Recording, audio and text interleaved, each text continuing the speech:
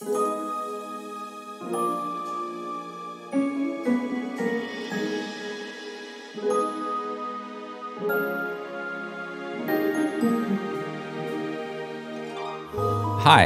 my name is Scott, and I have read all of the Harry Potter books multiple times. I've seen all of the movies, and like most of my peers, I continue to be a Harry Potter enthusiast to this day. And I'm Becki, and I have never read a Harry Potter book or seen any of the films, which makes me the ultimate Muggle. Join us as we make our way through each book, section by section, where Becki will make predictions about what she thinks will happen next. And Scott will try to convince me why it's a good series, worth reading, and maybe even worth loving.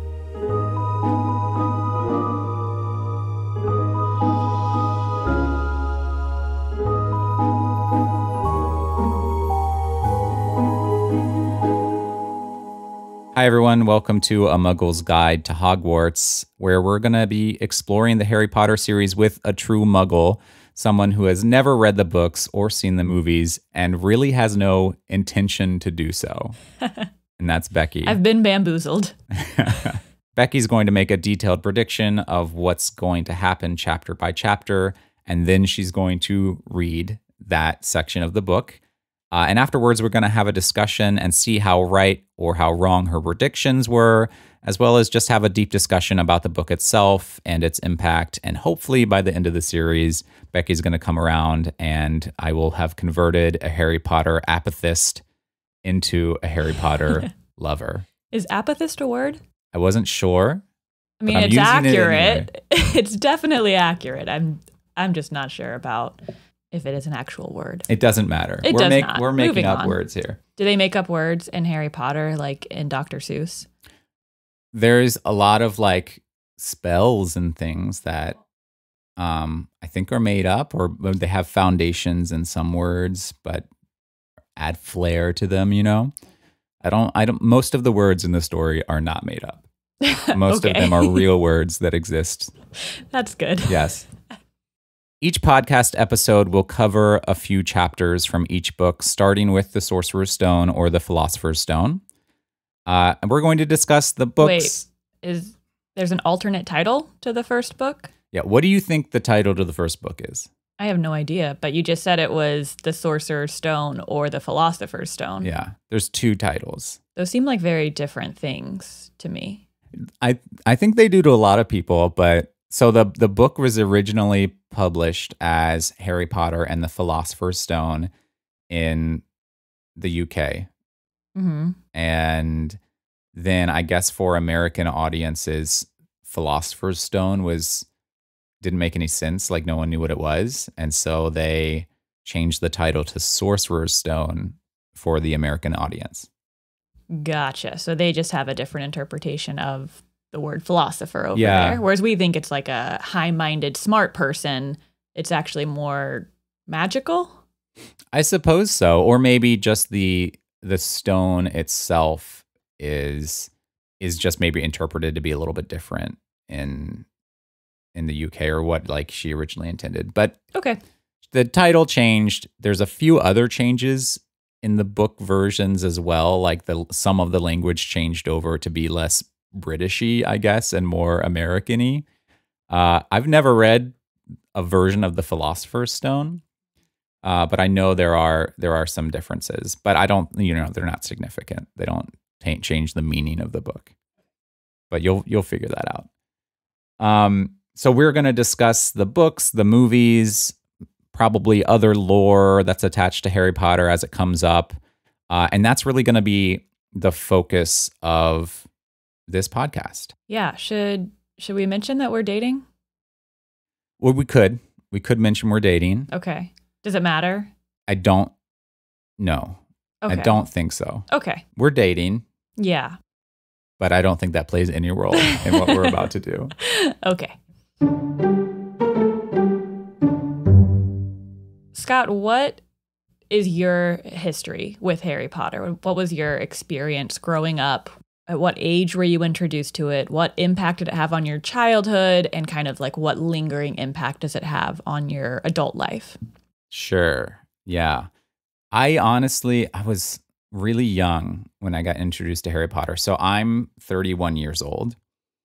Uh, so I'm like a full blown millennial, and I grew up reading Harry Potter. I grew up reading Harry Potter with my mom. I remember when I was really young, she would, like when she put me to bed, we would read like a chapter or two of Harry Potter and the Sorcerer's Stone together. And I just have these awesome memories of her trying to do all these weird voices for like Hagrid and all these other characters. And it just, I don't know, it just kind of clicked, you know? And I think it did for a lot of people our age, of people just could connect with the characters, they could connect with the stories. And I think that's because, you know, millennials were really growing up with Harry Potter as he and his friends were growing up. I think I was a little bit younger than him. I think I was probably like 9-ish when I started reading the books. And so I was a little younger than Harry when he was going through and experiencing the story. But all, like, really, it's pretty much the same. Like, we were both kids, both kind of experiencing this world together. And I think we can talk about that later, but I think that's one of the really cool things about Harry Potter. And one of the things that a lot of readers really enjoy is Harry's discovering a world, and we as the readers are also like discovering the world, walking along with him as he's doing it. And as a 9-year-old, that was even more impactful. So I grew up with it. I have always loved Harry Potter, and I think that has just grown. You know, I've become more interested in it. I've reread the books multiple times. I usually go through the books about once a year. I've listened. All of them? Yeah, normally I'll read all of the books about once a year. And I will, I've also listened to the audiobooks a lot. I've listened to the Jim Dale audiobooks. I haven't listened to the Stephen Fry audiobooks, and I think that I need to fix that because I hear they're amazing. But and they're slightly different. I think Stephen Fry reads the Philosopher's Stone version actually, and Jim Dale reads the Sorcerer's Stone. Anyway, I need to do that. But the audiobooks are incredible. I mean, Jim Dale is fantastic and does really, really immersive reading of it with all the voices and everything else. I've been to Harry Potter World in Orlando, and I've walked through Diagon Alley, and I've gone through the rides. Was on the Hogwarts Express, and I've been through the castle, and it's just so cool for, you know, a Harry Potter fan to experience that. How old were you when you went to Harry Potter World?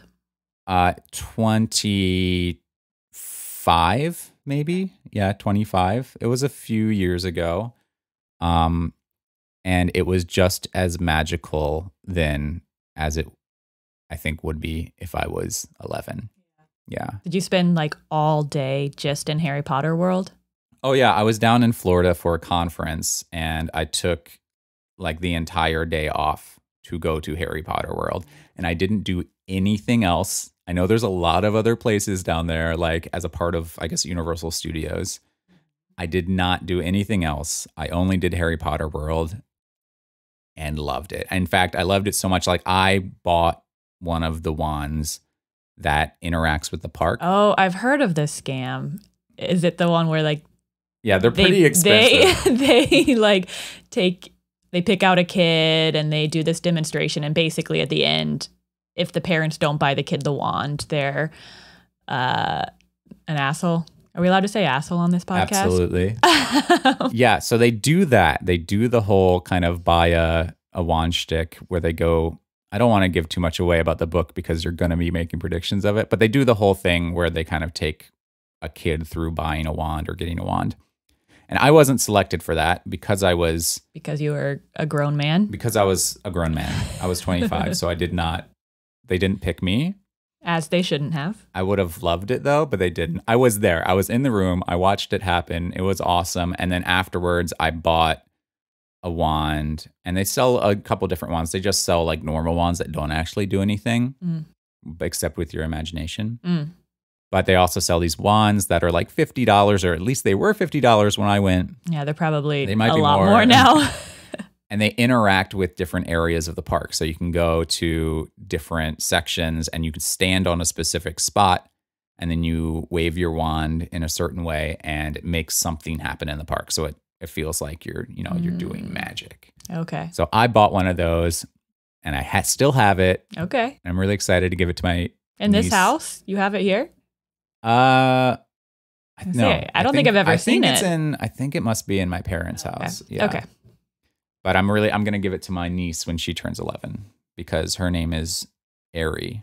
Ah. And it's very close to Harry. It is pretty close to Harry. And I think that's really funny. So I've been excited to give her this wand that I've had for quite a long time. Nice.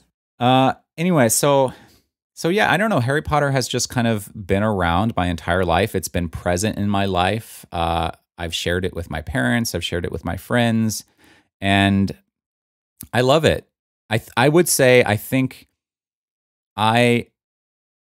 don't think I'm a Harry Potter fanatic. Like, I don't think you could put me in a Harry Potter trivia competition and I would know the most obscure facts about Harry Potter. And I certainly know people that do know very obscure facts about Harry Potter. But I think I could hold my own. Like, I think I know enough about Harry Potter that if you throw me in a Harry Potter trivia competition, I would do pretty well. I just wouldn't know. I definitely wouldn't win it. I would be middle of the road. Gotcha. And I think that's good. But I do enjoy kind of rereading them and discovering new connections or seeing things from a different angle, and just learning to appreciate the books in different ways. I think that's really fun. All right, so that was my experience with Harry Potter, but I think, what about you? Yours is a little bit different. Yeah, mine is a lot more complicated, I guess, to say the least.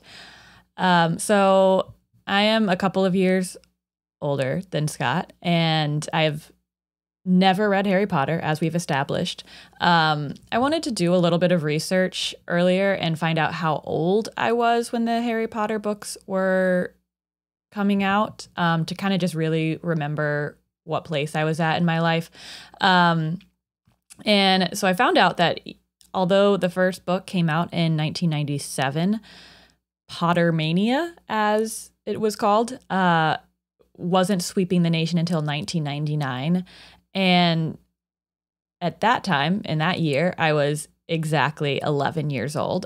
So I feel like I was really growing up right in the thick of it. I mean, all of my friends, my neighbors, everyone was reading it.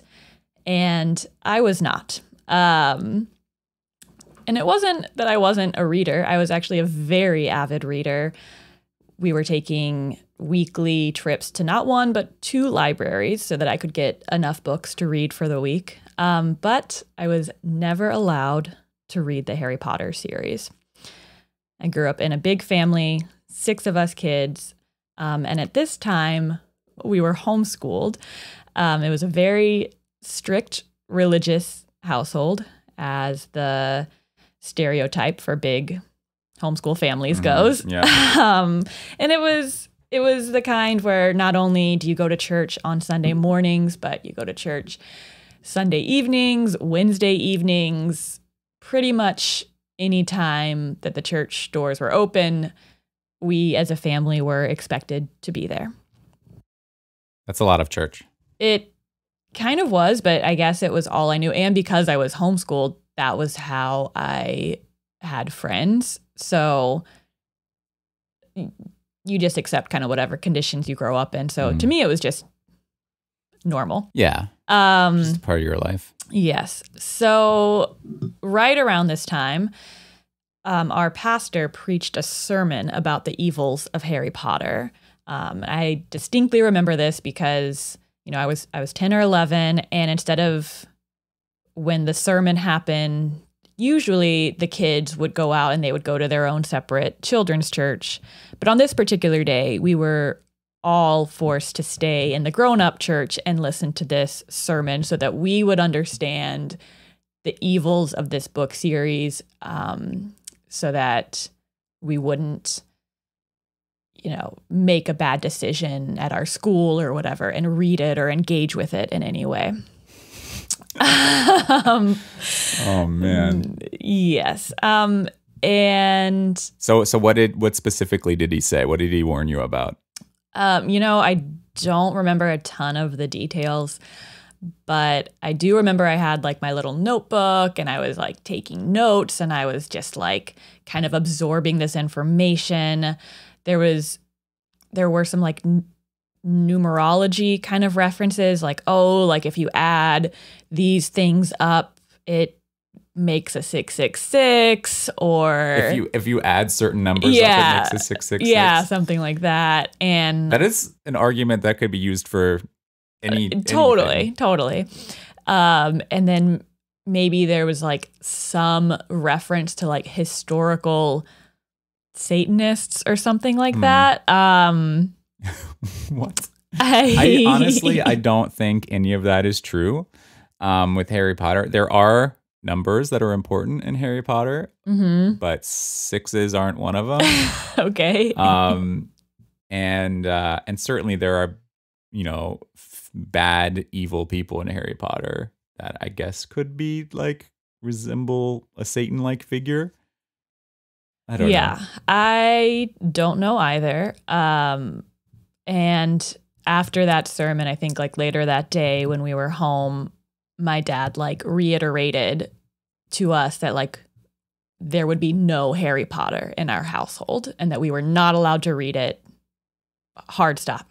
So, I mean, that was it. Like, and I kind of had this realization. This is a little bit of a tangent. I was listening to one of my favorite podcasts, which is anything under the Armchair Expert umbrella.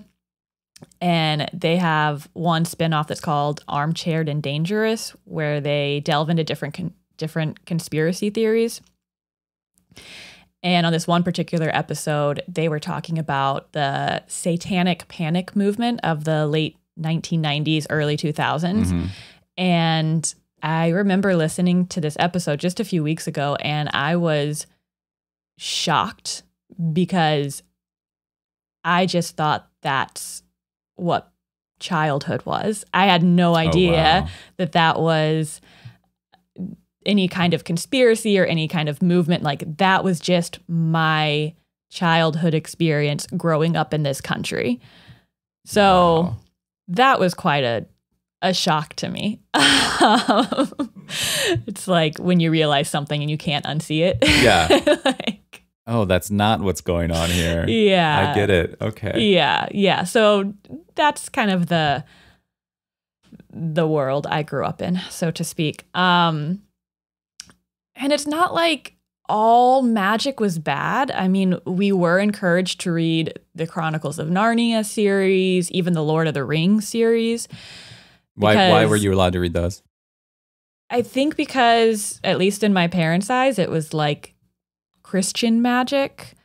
Christian magic. Yeah, okay. Jesus-y magic. Yeah, Jesus magic is fine. Which but magic? Not, yes. Wizard? I'm not sure what here.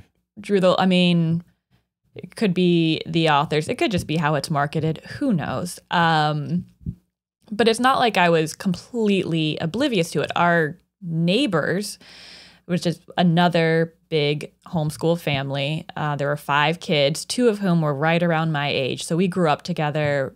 We're homeschooled next door to each other. Or sometimes we'd even do like homeschooling classes together. Like I would go over there or they would come to my house. But they were also a big Christian family, and they were reading Harry Potter, and they were like kind of like on the slide trying to like tell me about it and trying to like convince me that like it was worth reading. And like we just weren't allowed to, and I never really gave it much more thought. So you never tried to read Harry Potter? No, I mean, I probably could have, but it just never really crossed my mind. Even when like friends that you know are like trying to convince you how good it is, you just didn't even really worry about it. No, I think I was a little bit like under the spell. for lack of better expression, where I believed what my pastor said. I mean, I was like 11 years old and impressionable. Like I was like, oh, if I read this, I'm going to be evil. Man, that's how they get you. Yeah. And like, you know, my neighbors were like trying to entice me. They're like, there's like this chocolate and it turns into a frog. And I was like, oh, okay. Like that's what they use to entice you. And I was just kind of like, I don't know. I don't think it like mattered that much to me to go out of my way to try to like read it. Yeah. So then I got older and I went to like a normal public high school and graduated and went to college and was away from my family and was away from that way of thinking and living for a while. But I was just busy. I just never thought to pick it up. I was in college and then I was in grad school and, you know, then I was in my late 20s and it just kind of never happened. Kind of missed the window, you feel like? I guess I kind of missed the window where it might be like fun and exciting. Yeah.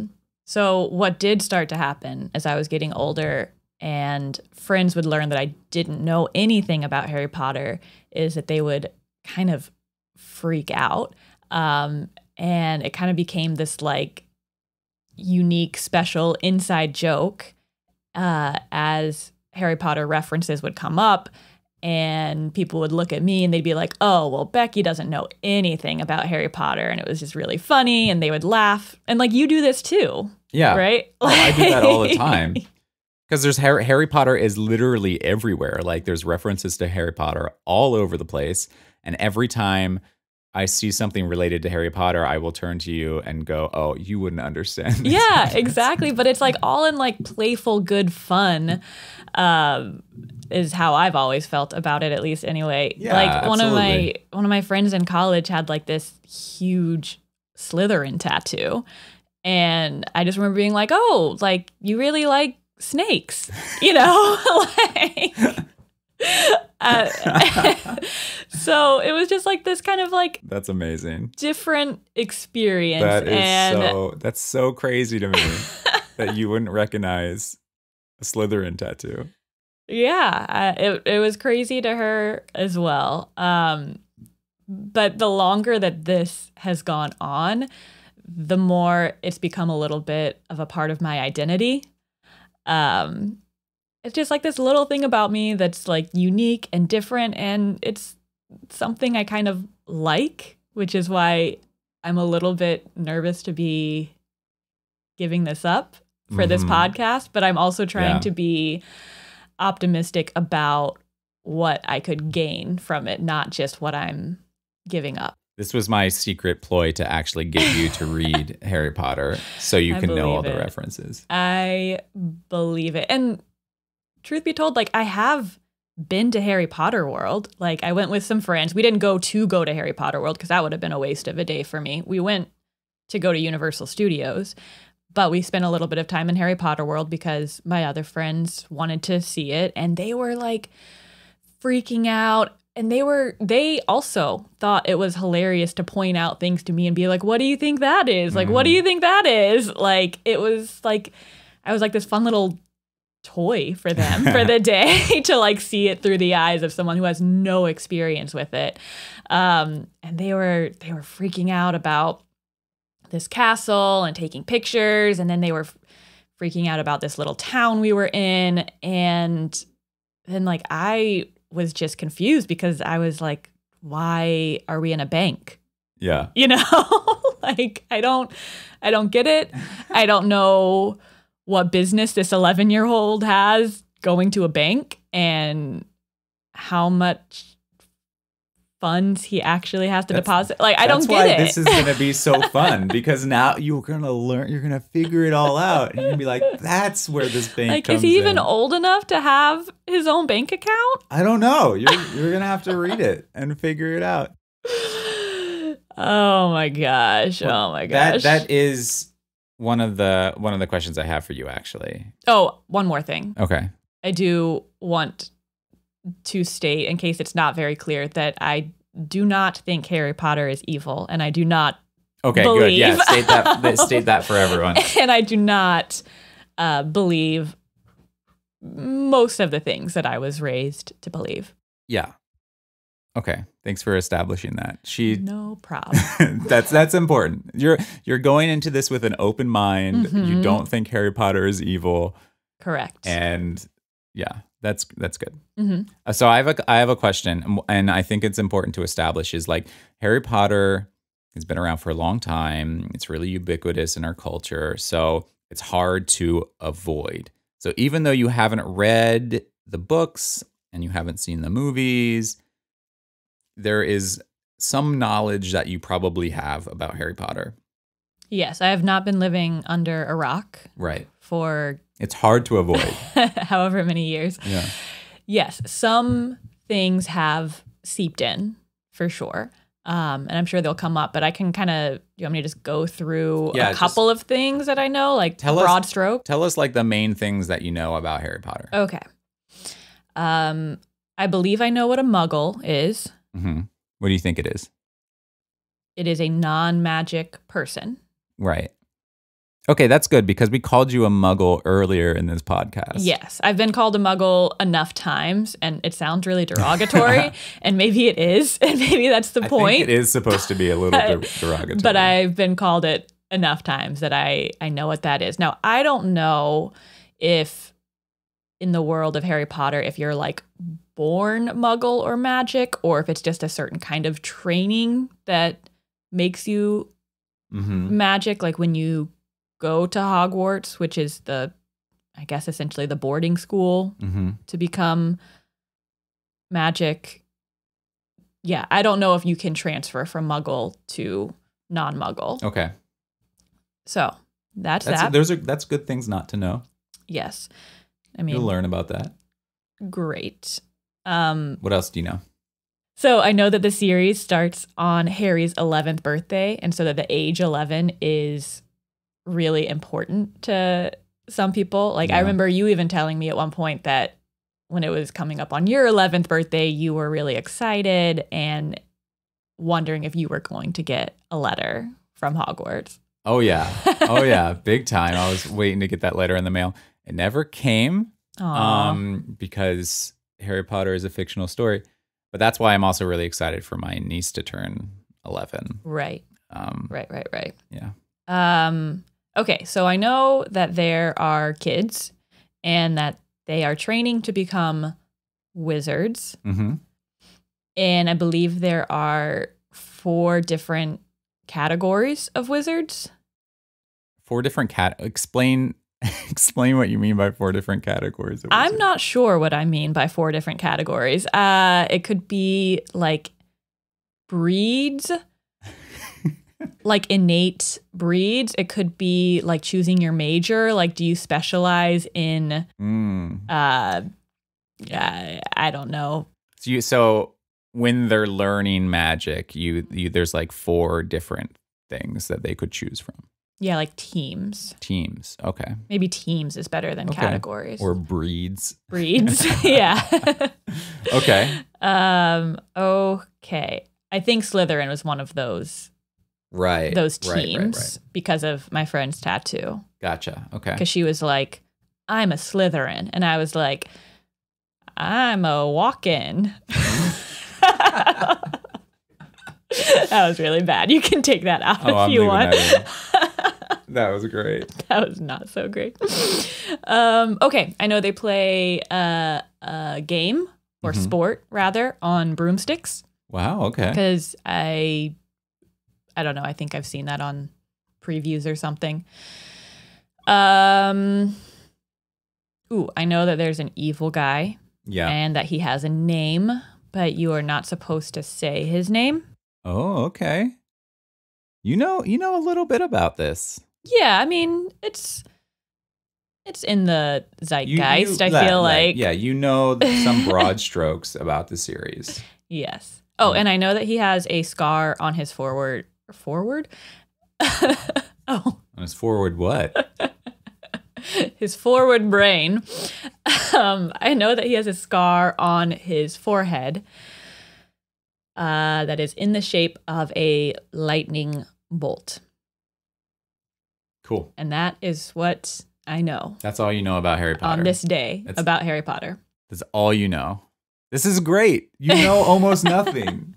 You know so little about Harry Potter. Yes. And you're going to know so much more. Yes. This is great. I do have one other little thing.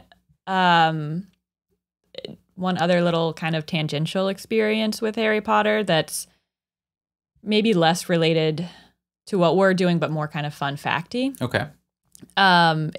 So I have worked with Daniel Radcliffe last year. I work in the film and TV business. I work on set as a costumer, and last year I worked on the Weird Al movie in which Daniel Radcliffe plays Weird Al Yankovic. So I've met him. I've hung out with him many times. I worked with him every day while we were filming. So there were a lot of Harry Potter enthusiasts on set who were very starstruck by him. And I was not, because I had. You were just like with him all the time. Yeah. And didn't ask him a single thing about Harry Potter. No, I mean, unspoken rule, you don't really talk to actors about past roles they've done anyway. But besides that, like, I had just had no experience of him in that role. And I think I came home the first day after filming and I told you, I was like, oh, I didn't realize he was British. like he had an accent, and it threw me off because I just never seen him in that You've never heard way. him speak. I had never heard him speak. Exactly. Yeah. Wow. Yeah, wow. So there might be some insider information that I give and pepper throughout this podcast just because of my experience with him. Wow. Okay. That's really good to know. And a very fun fact.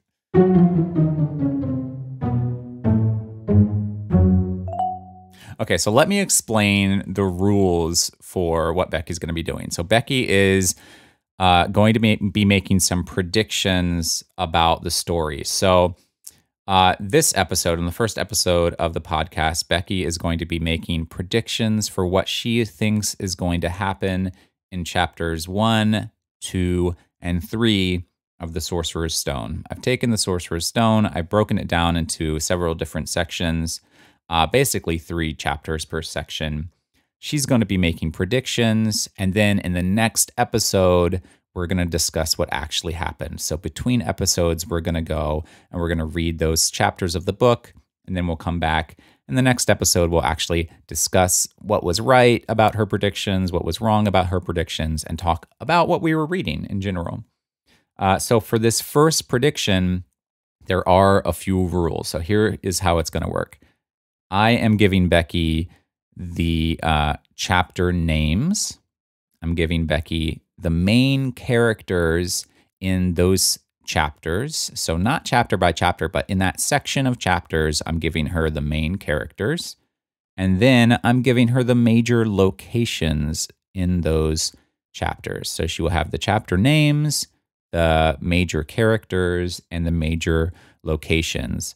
And then it's going to be her job to piece together what she thinks will happen in each one of those chapters. She will have to use every single character I give her and every single location. So she'll have to weave them together in some way to make her prediction for that section. Does that make sense? Yes. Okay, all right. Are you ready for the first sections, the first couple of chapters? Yes. Okay. Sure. The first section you're going to be predicting is chapter 1, 2, and 3. Chapter 1 is called The Boy Who Lived. Chapter 2 is called The Vanishing Glass. And chapter 3 is called The Letters from No One. The main characters, the major characters within these 3 chapters are Vernon Dursley, who's also known as Mr. Dursley, Petunia Dursley, who's also known as Mrs. Dursley, Albus Dumbledore, Minerva McGonagall, Hagrid, Dudley Dursley. There's a snake in this section that I don't think has a name. It's just a snake, but it plays a significant role. And then, of course, Harry Potter is, he's going to be kind of a major character in every chapter, most of the chapters, but Harry Potter. And the major locations are 4 Privet Drive, Little Whinging, Mr. Dursley's work office, the zoo, and an isolated shack. Did you get all that? Yes. And it's also written down in front of me. So okay, yes. Great. So that's the chapters' names, the major characters, and their major locations. So now Becki is going to make a prediction about what she thinks is going to happen in the first section of the first Harry Potter book, Harry Potter and the Sorcerer's Stone. All right, take it away. Okay, so we start with the boy who lived. I'm assuming the boy is Harry Potter, and he lived, which then means that someone died. And I'm pretty sure Harry Potter's parents are dead. They don't appear to be characters in this section, and I feel like it makes sense for a story like this for Harry Potter to be an orphan. Okay, so Harry Potter's parents are dead, and Harry is alive, so he has to go live with these Dursleys, Mr. and Mrs. Dursley, and their son, Dudley Dursley. Okay. I believe maybe they are some kind of foster parent, some kind of situation where Harry isn't treated very well. Once again, just because that makes sense for this kind of story. And, I didn't mention this in things I know. I do know that he lives under a staircase at some point, because every time I'm at someone's house and they have like a closet under their staircase, they're like, it's my Harry Potter closet. And everyone laughs. And I'm like, okay. I probably should have added that under major locations. It's the cupboard under the stairs. The cupboard? The cupboard under the stairs. Okay. So he lives in the cupboard under the stairs with the Dursleys as their foster child or adopted child after his parents die. We know that he gets the letters from Hogwarts on his 11th birthday. So the story starts, he's turning 11, he gets a letter or multiple letters, I'm not sure. Wait, okay. What do you think is like the first scene of the book? Is it him getting... I think it's him in his cupboard. Uh-huh. And then maybe like the letter flies in or something. The letter flies in his cupboard? Mm-hmm. Okay. Yes. So he gets this letter from people at Hogwarts. I think that Albus Dumbledore and Minerva McGonagall, those sound like very magic names. So I'm going to guess that they are teachers at Hogwarts and they have sent him this letter. Maybe they know his situation and it's really sad, so they want to give him this opportunity to come to this cool school. Maybe there's more magic involved with it than that. I'm not sure. So he gets the letter and he has to figure out a way to respond to the letter. Oh, and he lives in his cupboard at 4 Privet Drive, Little Whinging. I think it's pronounced whinging. Whinging? Yeah. Wingading. Okay, so he has to respond to the letter. And so he doesn't have a good situation at home, but he knows that if he sneaks into his foster father's work office, that he could get the supplies to write and mail a letter. So I think that's what the work office is about. That he has to like sneak into it. So maybe he hides in Mr. Dursley's car one morning and sneaks with him to work. And then he goes and he sneaks into the office, and he's so little, so he can just kind of like be underneath the countertops and stuff. Like people don't, like the receptionist doesn't see him walk in, and he like goes to the mail room or the copy room and steals some paper. Okay. And a That's pen. interesting. And I'm guessing they have a mail room at this office, and he's able to mail his response letter. Interesting. Am I right? I'm not going to tell you. Okay. I'm probably not right, but that's okay. All right. So then he gets another letter from Hogwarts, from Dumbledore and Minerva. And they tell him how to get to Hogwarts. And they tell him he has to go to a zoo. So somehow he figures out a way to get his foster parents to take him and Dudley to the zoo, because he knows that that's the way to Hogwarts. And I feel like this snake is important. And like I said, the one thing I know about that tattoo is the Slytherin thing. Mm-hmm. So maybe snakes are just really important in general in the Harry Potter story. Much like the Bible. I'm just kidding. So they go to the zoo, and okay, the second chapter is called The Vanishing Glass.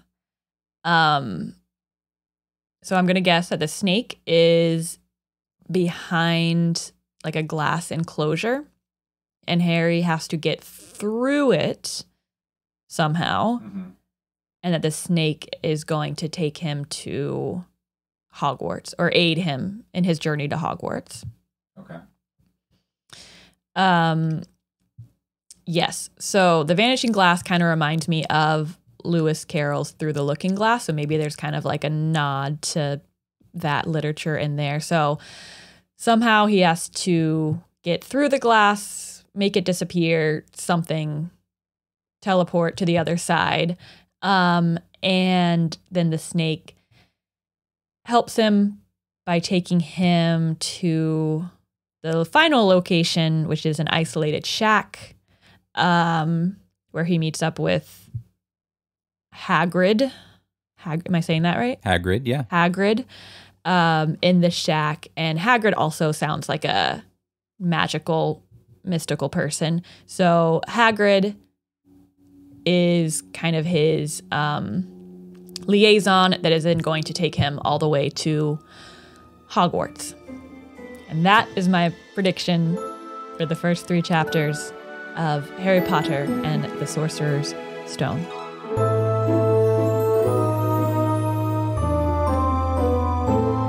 Thank you for your prediction, Becki. We are going to now go and read the books. We'll read those 3 chapters, and then we're going to come back. And next episode, we're going to talk about what actually happened, explore those chapters together, and then she'll be making a prediction for the next 3 chapters. Thanks, everyone, and we'll see you next time. Goodbye.